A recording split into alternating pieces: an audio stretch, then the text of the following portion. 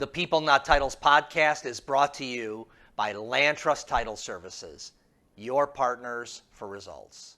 Well,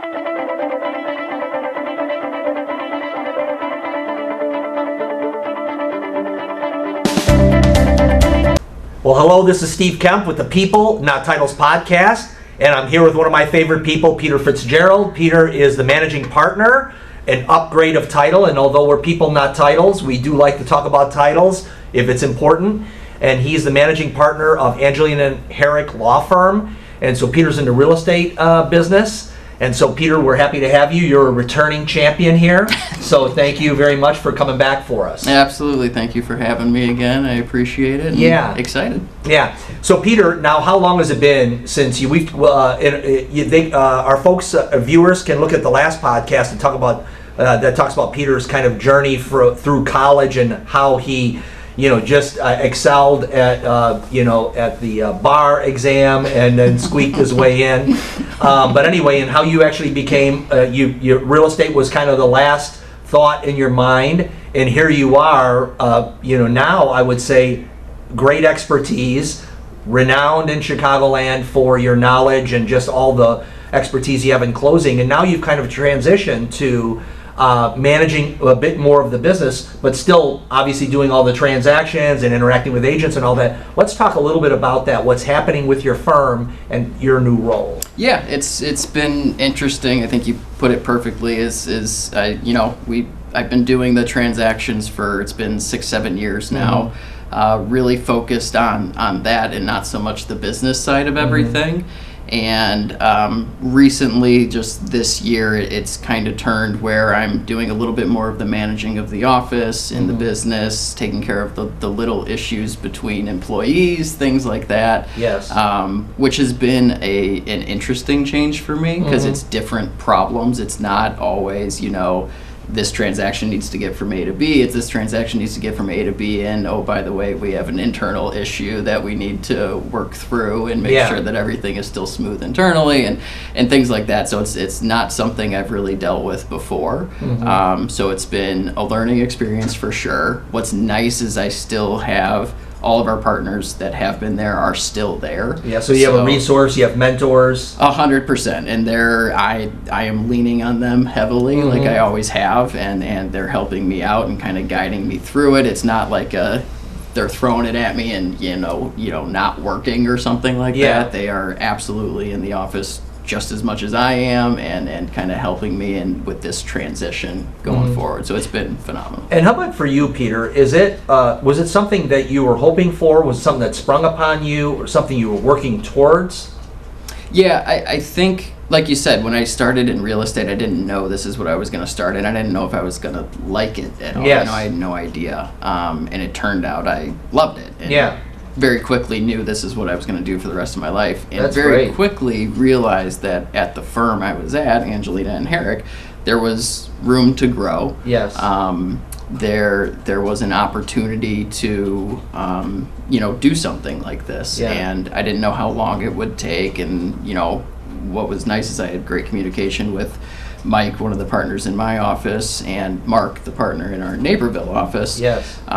Where they were very open to me growing, and it was immediate that I could be part of the bigger conversations at the firm, maybe not making decisions, but at least being part of the conversation. And I realized very quickly there was the opportunity there, and they were willing to give it. So I jumped all over it as soon as I could. That's great. With as much as they would give me, I was showing I could handle as much as they would give me, and it just kind of grew from there. So, Peter, if there's a key, and I'll give you a chance to brag about yourself a little bit, is there a key? There's one point where there's a lot of people that are part of the firm, but there is a separator when you see a person that has an appetite for more, right? And so there's a balance between ambition and patience. How have you been able to kind of navigate that from a standpoint of, okay, I got to do good at my job, but then I want to make sure that I'm learning and keep my eyes open and jumping at opportunities that maybe don't compensate me right away, but show that I'm ready to invest. Yeah, I think it's easy when you really enjoy what you're doing, because it doesn't feel like you're It's not a drain. It's not a drain. Yeah. It doesn't feel like work, quote unquote, where Yes. I've had jobs in the past, they were work. Yeah. Mondays were terrible because it was like, I got to go through another week of this. Like I said, it very quickly became something I really enjoyed and wanted to learn more of. Sure. So I was just consuming as much as I humanly possibly could, and was okay with it. It never felt like it was too much or anything like that. Now, changing into the side I'm on now is managing partner and doing relationships in there. Yeah, so that's been the different side of it. So learning that side has been a little bit more difficult, I would say. Just and it's something you think you'd be able to do like that, but I think there's a point where you need to realize, okay, am I taking on too much to where it's hurting my productivity? And there's a balance there that you kind of have to find. So I was always a person that would go 100 miles an hour and do as much as I humanly can, and then all of a sudden it was like, okay, well, I have all these other things I need to do too, so I need to compartmentalize this a little bit, figure out how I can do everything but still manage it personally. And that's been a challenge to work with. So it's a little bit more difficult, but again, if you love doing it, it seems like it's something that's manageable. Yeah, so you're in the growth mode. Besides Mike and Mark, are there other resources for you? Is there podcasts? Is there, are there any learnings that you are able to do separate from your work? Yeah, absolutely. I do a lot of stuff, so golfing is one of the main things I do to kind of keep myself grounded. I try to work out a little bit every day. I don't do a ton. I'm not lifting huge weights or anything crazy, but I do a little bit of yoga in the morning. Keep the blood flowing. Yeah, I do some meditation stuff. I see a therapist just to keep everything clear all the time. That's been super helpful, and I eat right. Yeah, that's an important thing to my wife and I as well. So so who you bring to your workday is really important. Oh yeah, absolutely. Yeah, it helps you with create more capacity. Is there? And I love it too. It seems to me like having outside help, someone who can look in your head, your heart, and all that kind of thing, can really help you to make room for the next phase of your life. Is that right? Yeah, absolutely. And I have a great team around me, even within work and outside of work, with my wife and kids and all of that, and they keep you level-headed. That's great. Absolutely, and humble. Absolutely. Peter, what I do know is that when you're looking to do more, there's something you have to give up doing. And so how do you balance that, and still bring your best self to your agents and your transactions? Is it delegation? Yeah, so it's been a lot of that, which has been hard for me because, and I didn't think I was this type of person where it was like, I'll just do it myself because I know how to do it. Yeah. So it's been, in the summer, we always take on interns. So it's been a lot of, okay, let's take a step back. Let's set up a learning program for them, because we're constantly cycling new people in, right? Yes. Interns are going to be there for a summer, and then you're going to have new interns next summer. So instead of having to sit down and teach all of them and do all of these things, one day I was like, listen, I'm going to make a bunch of videos on how to do the basics here. I love it. So we did that, and it's kind of set up this little training program. So that was one way where it was like, it's going to take some time to set this up, but I know long term it's going to help us save some time. Yeah, and create capacity for yourself. Yeah, 100%. So things like that have really helped, delegating more and just being comfortable with we have a good team, and knowing we have a good team and trusting it and saying, hey, can you do this? And just saying, okay, they're going to do it and it's going to be okay because they've been taught how to do it. They know how to do it. Now you just got to trust it. That's great. So Peter, the real estate attorney role, you have these long-term relationships with which are your agents, which I know your agents love working with you, and then you have the transactional relationship between buyers and sellers, which are really a 45-day sprint. Yep. How do you go in and out of these kind of short-term relationships and still are able to build on the long term? Yeah, it's a really good question. It's interesting as an attorney because it's different from what a lot of attorneys do. Sure. Right. A lot of attorneys, you just have your client, and that's the person that you're representing, and that's the only person that matters in their life. Whether you're defending them in a criminal case or a civil case, whatever it may be. in our world, it is different because we do have these clients, and our first and foremost job as an attorney is to represent that client to the best of our ability. Which are the buyers and sellers. Which are the buyers and Yeah. sellers, correct. Making sure that they're, the transaction's going the way it should be, that they're getting taken care of, whatever they want done is done. And they don't care about the other 50 files you have. Or correct. No, they could care less. Yes. Yeah. And then the other side of it is, okay, in order to get that client, I need to keep an attorney to give me those files. If I don't get the files from, I'm sorry, not from the attorney, from an agent. Yeah. If I don't get the file from the agent, I don't get the client. So at the same time, you're representing the client, you always have to remember there's this agent involved as well that is just as important as the client, and we need to make sure that we're servicing that agent. It is a service industry, 100% what we do, so we need to make sure that not only is the client happy, but the agent is happy as well. And the best way to do it that we've found anyway is the way we communicate with them. We try your office protocol of communication. 100%. So and how does that work? We keep it constant. So the agents know they can call us at any time, and there's always an attorney available, whether it's me or another attorney in our office. And So generally, accessibility is huge. We make sure that somebody's available. And again, it's not just one attorney working on your file. You have multiple attorneys working on your file, so that if I'm in a closing and can't pick up the phone, somebody else is in the office who can pick up the phone and talk intelligently about the file. Yes. So that's one way. And then keeping just the simple stuff, keeping everybody on emails, checking in with the agent before making a big decision with your client. If you have a snag that goes on, you don't just want to talk to the client and send something out. You want to make sure you're discussing it with the agent as well, making sure that everybody has a well-rounded plan.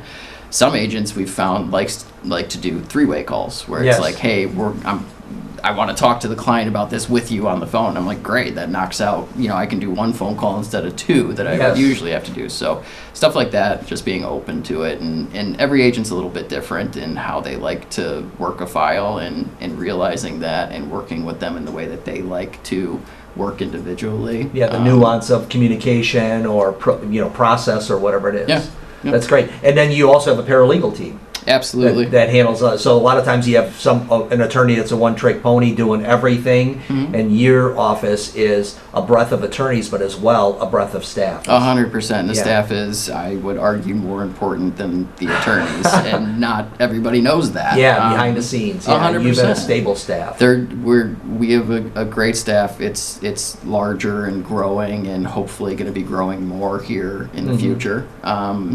We've found that having more is just better overall. Keeps everybody with less files, and that way they're able to give more time to each file individually.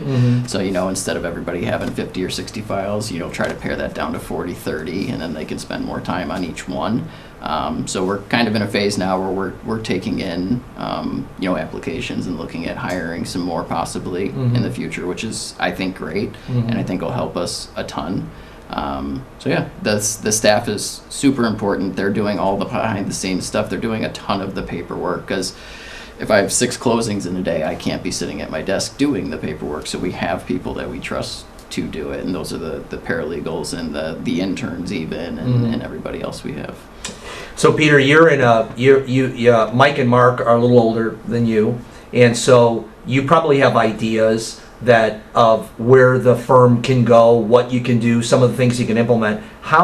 What's your process for actually sharing those ideas so that they're received? Yeah, again, I'm very lucky, and I think I realized that early on, that my voice was being heard. Yes. I mean, within the first year or two, it was like, oh, they're actually what do you think? Yeah. Listening. Yeah. Whereas firms I was at previously, not in real estate, but other firms I was at, it was just, it didn't matter. I was just a do cog. your work, just do it. Yeah, that's shut it. up. I was there to bill, and that was it. And then I got here, and it was just totally different, where if I would say something, we would bounce ideas off each other. Me and Mike, we work in the same office in Rolling Meadows, so we're constantly talking and just popping into each other's offices, asking for advice on a small file issue, and just, hey, how would you handle this, which has been super helpful. And then the bigger issues, when we have larger things pop up, we have such open communication that we can talk so freely about it, and it's very easy for us to do that. We don't do a lot of formal meetings, and I appreciate that because I don't know how helpful those are. We do like one big one a year with everybody. But other than that, me and Mike probably have 5 meetings a day that are just informal. Real time. Yeah, where we're just popping in when you need something, or if there's a larger issue that comes up, how are we going to handle this? That's Making great. sure we're on the same page. And then Mark does the same thing in the Naperville office, and then if we have something that's affecting, the firm as a whole, we all just jump on a call real quick. So it's so open that the communication side of it is just easy. That's great. And I think for any entrepreneur, when you hire a talented guy like yourself, you have to have a place for them to go. Otherwise, they're going to go. You know what I mean? And I think bravo to Mike and Mark that they've said, hey, we want a place for this guy to go. So that says something about you, and it says something about them as well. Yeah, 100%. And I'm, again, very lucky and super thankful. I kind of just wound up in this position again. It wasn't a grand plan. It just kind of worked out that way. But I think both sides realized very quickly that this could be something that, keeps the firm going far into the future beyond Mike and eventually Mark, and that's the goal for them and me as well. That's great. Peter, I want to toggle to the real estate industry. Over the last year, since we've talked, they've dealt with the NAR lawsuit, which has changed the dynamic of the presentation for an agent on the buyer side and on the list side as well. Is there anything that the outcome of that, where you now have buyers that have to share their value proposition, talk about commissions and how they're paid, and then, listing conversations, which are, am I going to include buyer commission on, in the price of the transaction and make an offering to the buyer's agent in that regard? Is there anything that you would say has been a big change, a positive, a negative, or has things been kind of status quo because of that? So I think now, we're 4, 5, 6 months into the year. Yes. Where are we? We're July. So Yeah. 6 months into the year. I think everybody, it's kind of settled a little bit to where people are used to it now. And I can tell when I'm having conversations with clients, especially the early conversations, they already know about this, meaning that conversation has been had by you don't the have to agent. have it at the table and, where's my money and how am I getting paid and all that 100%. nonsense. I go, you're the seller, okay, it looks like on the contract you're paying 2.5% to the buyer's agent, just checking you're aware of that. Yep, totally aware. The agent told me, we had the conversation about possibly negotiating it, we decided just to give them the 2.5%, great. And it's like, Is that where it is landed? Yeah, well, yes and no. I mean, every now and then you have an outlier, right? We do have outliers, and then there are some agents that charge differently, so you see it different. And every now and then, we'll see 1.5%, 2%. We'll see it where it does change, and then that there's also the big disagreement, if there is a disagreement that I see, is the small.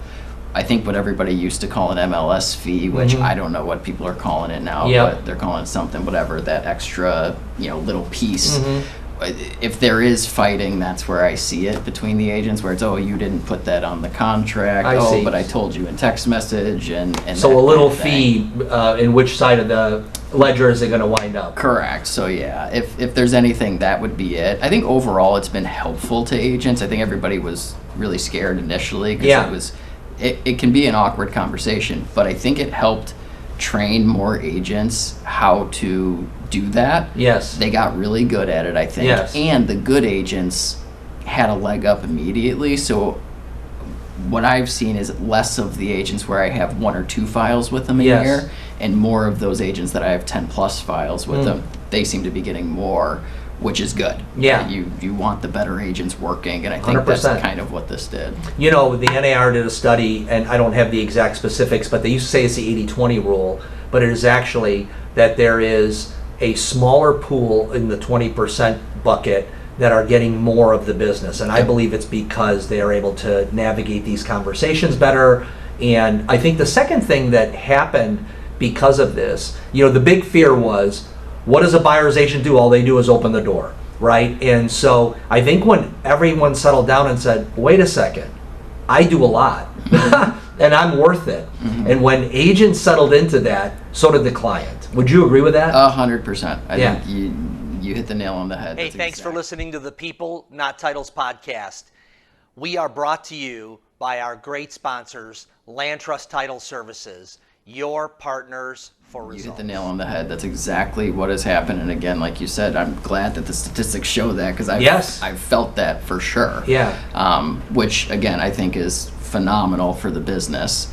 And yeah, like you said, I think everybody's just more comfortable having the conversation. And when everybody has more information and it's brought to them properly, everybody's more comfortable overall. So yeah, and are you seeing that a buyer is sticking with an agent as opposed to flying around with 4 different agents? So that's kind of cleared up out of the gate. You're not dealing with 4 different buyers, agents, and all that until finally one settles in and finds a home for them. Yeah, it seems like people are going with who they had from the beginning, which again I think is better for the client, it's better for the agent, it's better for the attorney, I think it's better for the transaction overall. So I think it's been positive. Again, it was very scary when it was first happening, but overall I think it's been good.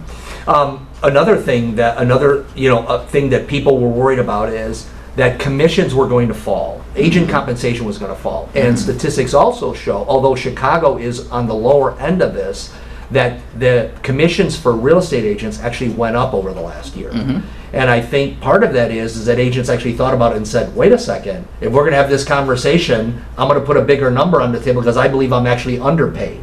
And are you seeing that the agent commissions have held? Yeah, I think they've held, especially because when they're first having that conversation, I think they are saying, hey, this is what my commission is, regardless of what the other side may be paying, right? So this is kind of what it is. And do you see some of that buyer's commission falling onto the buyer's side? Is it often? Like what percentage of the files? Yeah, I wouldn't say often. I'd say it's definitely less than 10%, maybe less than 5%. It's rare. And then I do see some agents who, they'll say, okay, the other side's only giving us 1.5%. I'll just take the 1.5%. I'm not going to charge my client. It's just agent to agent. Some agents will do that. Other agents are saying, I'm worth more than that. I'm 3%, and that's what I get. And if they're going to pay it, great. If not, it's going to come out of the buyer's side. And we've seen both ways, but it's way more status quo, kind of what it's always been, than this big tragic change to the industry. And I think that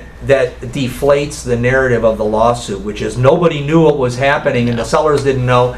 I think that was BS. That's just my opinion.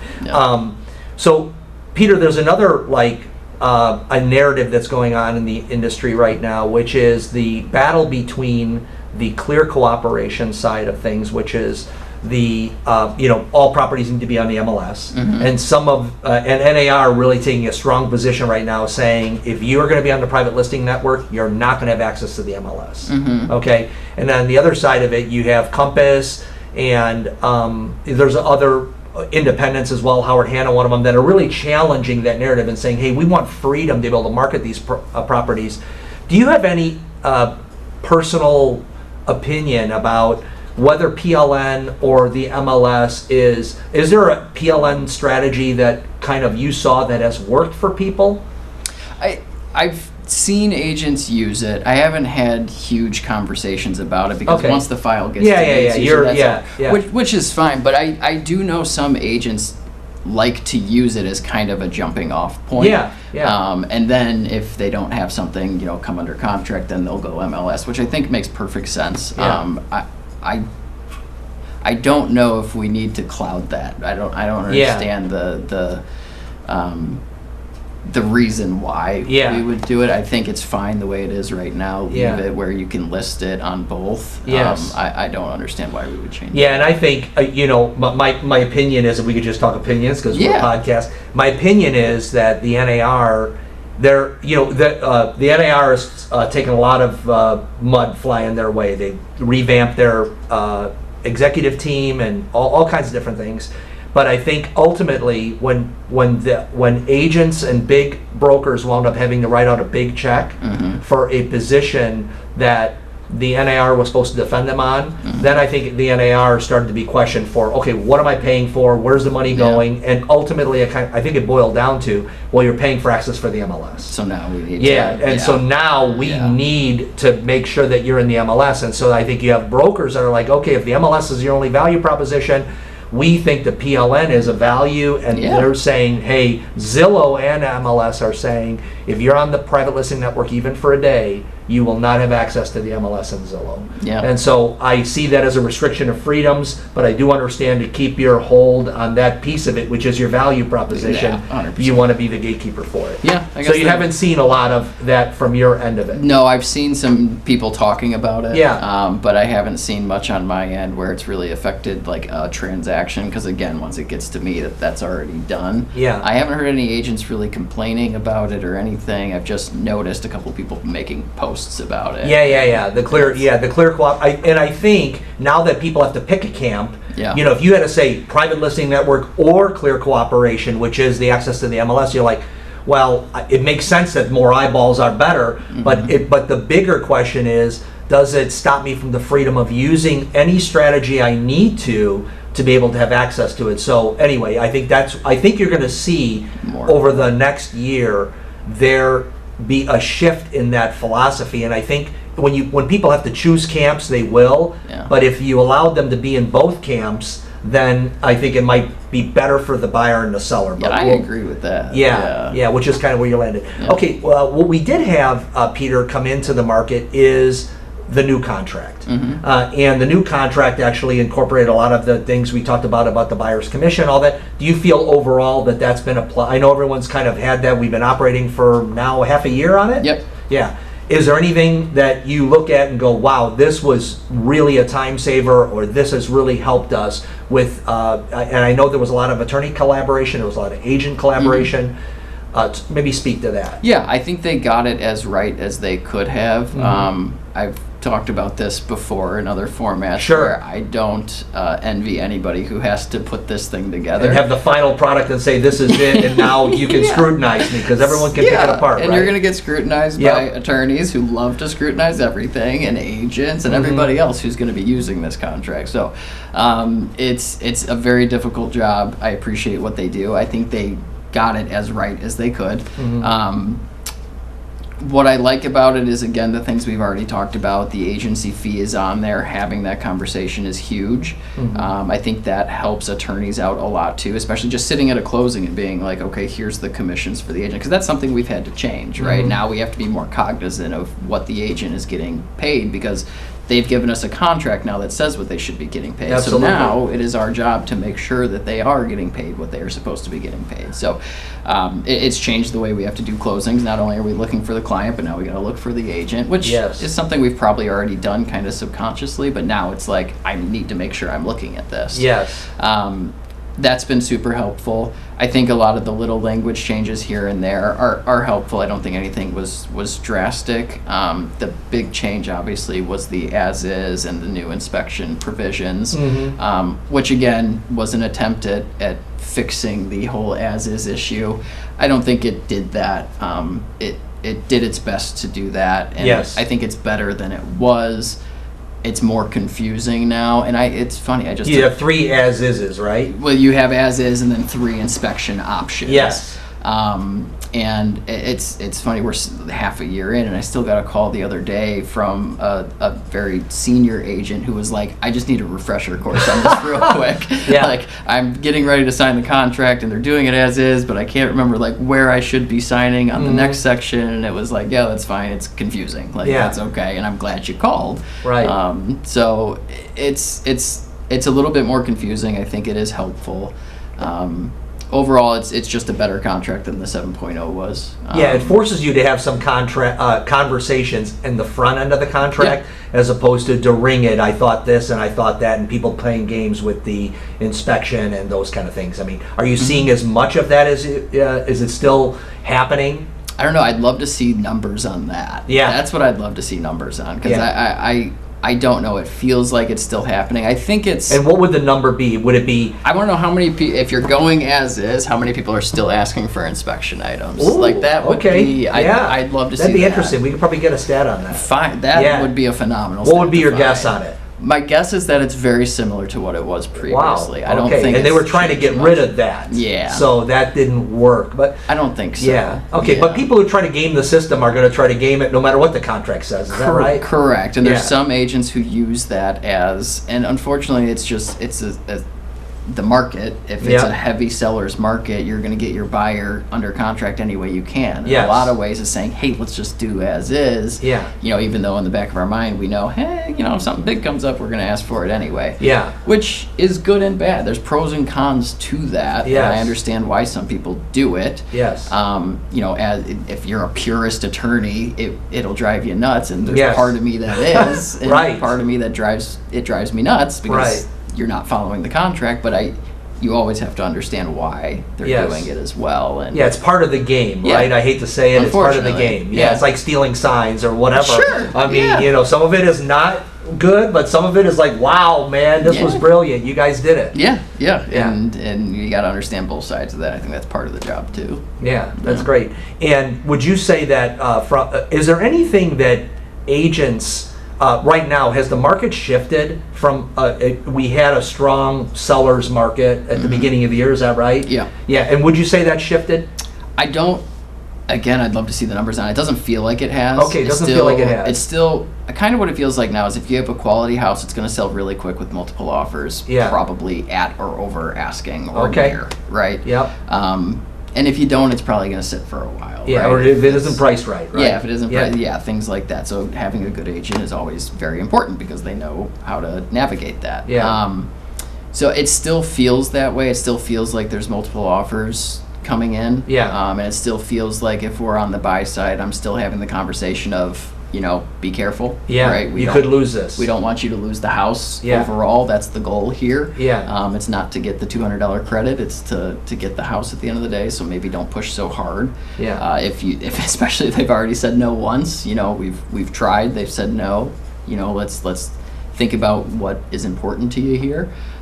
So those conversations are still happening. I don't know if you. I think inventory is still tight. Yeah. So that's correct. So when inventory is tight, the buyers are going to have the upper edge, and I think. And do you see that the market is still? Are we? We are seeing that the season has kind of shifted to later in the sense of that it's still busy throughout the summer. I think you guys are still bearing out. Yeah, we've been, especially the last few weeks, it felt like we're really busy. Yeah. Which is great. And I would agree with that. I think it feels like it's maybe started a little bit later, but then really ramped up quickly, and it's been pretty busy. I would agree with that. It started later, and I think the market bears that out. Peter, you live very close. We talked about this beforehand. You live very close to where the new Bears Stadium is supposed to be. There's a lot of construction we discussed. There's a lot of off-ramp adjustments. It makes you feel like they're trying to get more cars to go a certain way. Is there any insights that you have with the Bears? There's no secret squirrel information you have? No, I wish I did, and it's been driving me nuts. I am that's the team. I grew up a sports fan. Okay. Right, of everything. Yeah. But that's the one where still, as I've grown, and you lose sometimes that childlike fervor for a team. That's the one where when I'm still watching, I can't not get emotionally involved. Yeah. Right? So the Bears is that's your team. It's one of my first loves. Yeah. For sure, and has not left me. So when this first came out that they were possibly moving to Arlington Heights, it was like the most exciting thing. Yeah, because you live close to the office, literally right? Across the street. Wow. So it is. I don't live in that house anymore. We actually rent that house. Okay. We live in Palatine now. Again, probably 3 minutes away. But yeah. We do. We own a house literally across the street from where the stadium would go. Wow. So as soon as it came out, I was as excited as I could be. And then it's been this roller coaster of will they, won't they? Are they going to be in the city? Are they going to be somewhere else? And it's it's been driving me nuts. I want them to go so badly. Yeah. And I'm afraid they're going to rip my heart out at some point, like the team usually does. Yeah. Usually it's on the football field. This time it'll be off the field. But so I'm cautiously optimistic about it. I don't want to be hurt again, but as Bears fans know, we've had the disappointment. You just got to be ready for the pain. So I think people ask me all the time because of the house, and I appreciate that. And would your house have to go? What do you mean? No. It's outside. It's outside where they bought. Yeah, so it's just outside, but it's literally across the street. Great. It's probably it's maybe the closest residential house to the Wow, actual. that could be a whole VRBO Bears party. We're going to need some political help there because right now Rolling Meadows doesn't allow short-term rentals. Oh, so, okay. Yeah, okay. but we'll cross that bridge. We'll cross that bridge when we get there. But yeah, so I want them to go. I am very scared that they're not going to after all of this. But now, with all of the construction that you were talking about, that's all we can think is... Yeah, it seems like they're preparing for something. You got to be prepared. Yeah, it doesn't make sense. I've never seen this much construction on and off ramps in my life. Yeah. It's crazy. So. And are you hopeful for the team this year, Peter? Oh, man. I know it's a tough question. These are the tough questions. Yeah, everything else was easy. Yeah. Oh, God. And I let myself do this every year. Again, like every other Bears fan, we get disappointed the year before, and we say we're not going to do this again. But yeah, I've allowed myself to do this. That's great. So we have a guy in our office that I asked him after we drafted Caleb. I asked him, "What do you think? What's your prediction for victories?" He goes, 17. And I'm like, "Jeez, Bob, come on." Yeah, I don't know about that. So, and then the next week it was 16, and then 15, and then we just kept going down till I don't know. We had 7 or something like that. Yeah, I'm hopeful too. So, Peter, we can really have hope in the North Side baseball team. Okay. Are you a Cubs fan as well? So unfortunately I grew up a Sox fan. Oh my gosh. I know, I'm from the North Side too. And I grew up a Sox fan. That's a tough time. Yeah. So but I'm not one of those Sox fans who's a Cubs hater. I hope the Cubs lose because I'm a Sox fan. I just went to a Cubs game. I love going to Cubs games. Yeah. Their team is obviously more fun. The stadium is more fun. Yeah. I love being a part of that, but like deep down, you're looking for a Sox comeback. Yeah, you can't get rid of that, I don't think. Yeah. I don't think. I know some people can switch fandoms. That's just not me. I am what I grew up with. Okay. It's what I am. And are you is there some ray of hope on the South Side for baseball? They're young. Everybody keeps saying that they look like I haven't watched a ton of games because it's been hard to watch last year, especially into this year. But I keep hearing they're young, they have a good farm system, and the young guys are doing as well as they can, and hopefully this turns into something, which is what we heard 5 years ago. And that kind of exploded, but we'll see. That's great. Okay. Well, I will say I loved Ozzie Sox, and I think anytime that both baseball teams are really good, the city is better. So way better, especially the summer. Too. Peter, is there anything, kind of wrapping up, is there anything with your firm that you're doing outside of real estate? So we've expanded. We hired a litigator who we had worked with a bunch, where we were kind of just forwarding problem files onto. And then one day we were like, why don't we just bring him in the fold? And we did that. It's been, year and a half now. And how has that made your firm better in terms of if I'm an agent, if I'm a real estate client, how does that expand your breadth of service? Yeah, so two things really. We also have somebody who's just doing estate planning. So not only can we do the real estate transaction, but while we're having that conversation, do you have an estate plan set up? That's great. And if not, we can do that for you. And I think we do it at a very reasonable cost. And then also, if there are any issues, those post-closing issues, or if your client just has other issues in general, we have somebody who can at least start the conversation with them, let them know if this is economically viable for them to, hire an attorney to push something. So we're trying to get more well-rounded in how we can represent the client. That's great. That's exciting. Yeah. Well, Peter, I just want to say thanks for being a part of the podcast. I'm really just impressed with your firm. We appreciate your partnership. And at the same token, I love to watch you as an individual grow in your career, entrepreneurship, all the things that you challenge or that challenge you. And I'm looking forward to having you back as your career evolves. Thank you. I appreciate it so much. We love our partnership with Land Trust. It's been going extremely well. And working with you has been great, and Denise and everybody else. So great. Thank you guys. Thank you, Peter. Yeah. Okay, People Not Titles podcast signing off. Peter Fitzgerald, Steve Kaempf. See you soon. Hey, thanks for listening to the People Not Titles podcast. We are proudly sponsored by Land Trust Title Services. If you enjoyed the podcast, please hit the like button, please subscribe, and we'd love it if you'd share our podcast with your friends. Thanks a lot.